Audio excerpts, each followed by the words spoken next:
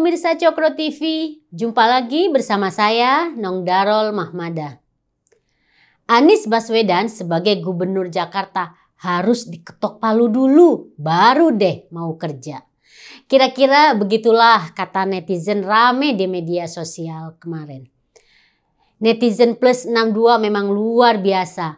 Ini maksudnya ketok palu hakim ya. Ini terkait dengan hasil Pengadilan Tata Usaha Negara atau PTUN yang dibacakan pada hari Rabu 15 Februari kemarin. Yang isinya mengabulkan sebagian tuntutan warga korban banjir Kali Mampang. Di putusan itu, Anies Baswedan terbukti salah dan kalah. Cokro TV sudah pernah mengundang para penggugat Anies terkait kasus ini. Silahkan nonton ya kalau ingin tahu lebih jelas tuntutannya. Dalam putusan PTUN tersebut, Anies harus melakukan pengerukan sungai dan membangun turap pada sungai di sekitar wilayah Kelurahan Pelamampang, Jakarta Selatan. Kira-kira bunyinya ini seperti ini. Mewajibkan tergugat, dalam hal ini Gubernur Anies, untuk mengerjakan pengerukan Kali Mampang secara tuntas sampai ke wilayah Pondok Jaya. Memproses pembangunan turap sungai di Kelurahan Pelamampang. Nah, demikian bunyi putusan tersebut. Tak hanya itu, Anies juga diwajibkan membayar biaya perkara sebesar Rp2.618.300. Tapi Anies masih bisa kipas-kipas karena ada gugatan yang ditolak oleh pengadilan, yaitu kewajiban Anies memberikan ganti rugi akibat banjir senilai 1 miliar. Padahal sebagai Gubernur DKI, Anies memperoleh dana operasional atau biaya penunjang operasional BPO sebesar 4,67 miliar per bulan. 4,67 miliar per bulan? Iya, itu yang diterima oleh Anies. Jadi totalnya BPO Gubernur dan Wakil Gubernur DKI itu mendapatkan 7,78 miliar rupiah per bulan. Dibagi 60-40. 60% buat gubernur dan 40% buat wakil gubernur. Buat apa dana BPO 4,67 miliar per bulan dihabiskan oleh Anies? Ya, hanya Anies yang tahu karena tidak pernah ada kabar dan transparansi soal ini. Bahkan survei terbaru menunjukkan bahwa selama 4 tahun ini mayoritas warga nggak tahu apa prestasi Anies. Nah, beda nih dengan era Ahok. BPO-nya tahu penggunaannya.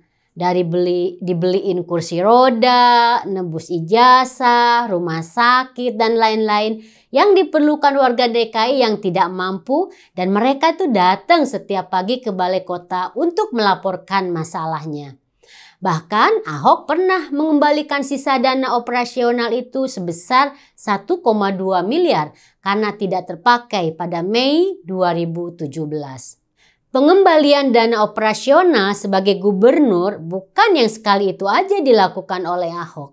Ahok juga pernah mengembalikan dana operasional pada tahun 2014 sebesar 4,8 miliar rupiah yang merupakan peninggalan mantan Gubernur DKI Joko Widodo yang kemudian terpilih sebagai presiden tahun 2014.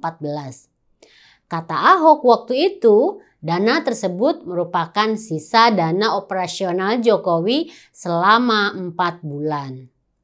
Saat itu Ahok mengunggah bukti pengembalian dana operasionalnya itu di website pribadinya. Nah, bagaimana dengan Anies? Gak usah deh ngomong yang dana operasional. Dana APBD DKI pun disedot tidak karuan. Menurut jubir Partai Solidaritas Indonesia (PSI) Sigit Widodo, Anies sudah menghambur-hamburkan duit hampir 1 triliun buat sumur resapan dan balapan Formula E. Pak Anies sudah menghamburkan 900 miliar untuk komitmen fee Formula E 560 miliar dan pembuatan sumur resapan 340 miliar. Begitu kata Sigit Widodo. Zaman Ahok, staf-staf gubernur digaji dengan dana operasional, jadinya nggak membebani APBD lagi.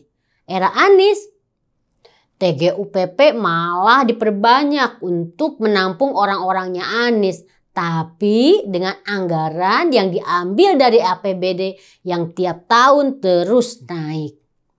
Dana operasional gubernur 4,67 miliar yang diterima Anies, wah jangan diganggu-gugat, Anies sih kipas-kipas.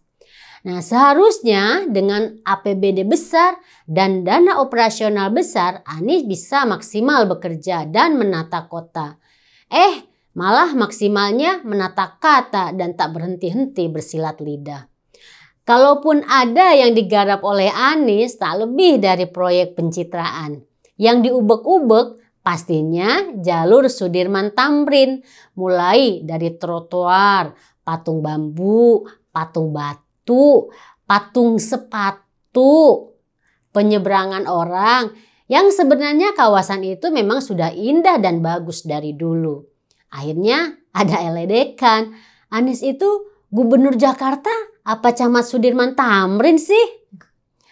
Sementara kawasan-kawasan yang belum tertata dengan baik, contohnya Kalimampang hingga Pondok Jaya, gak pernah dikerjakan. Mungkin saja kalau Kalimampang dan Pondok Jaya itu bisa dipindahkan tuh ke Sudirman Tamrin, baru deh mau dikerjakan oleh Anies. Belum lagi kawasan pinggir kali Ciliwung. Yang ironis, saat Anies memamer-mamerkan dan bangga Stadion Jakarta International Stadium itu, yang senilai 4 triliun. Padahal catat ya, 3,2 triliun adalah pinjaman dari pemerintah pusat. Itu ada warga di Kali Ciliwung yang jatuh dari toilet di atas sungai dan langsung meninggal terseret arus. Innalillahi wa inna ilaihi raji'un. Sedih ya, memang tragis sekali. Anies lebih mementingkan membangun proyek besar, itu pun dari hasil utang, daripada memberikan pelayanan kepada warganya. Belum lagi warga Jakarta yang masih belum punya jamban alias toilet. Ini beneran warga Jakarta nggak punya jamban? Iya betul, dan banyak. Nggak punya toilet juga? Iya betul. Dan Anies masih aja mampet bicara soal ini. Apa yang disampaikan oleh Anies saat kampanye kini cuma jadi wacana saja, alias cuma bunga bicara saja.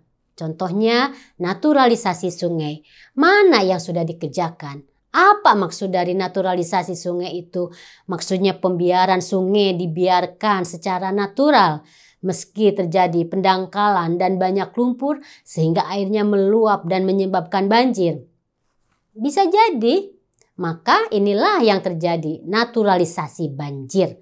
Karena banjir dianggap sudah natural di Jakarta, sudah biasa. Nah kalau ini yang dimaksud, berarti pembiaran agar natural tujuannya memang membiarkan karena tidak mau kerja. Dan itulah Anies yang tidak mau kerja dan tidak bisa kerja. Akhirnya yang jadi korban adalah warga Jakarta.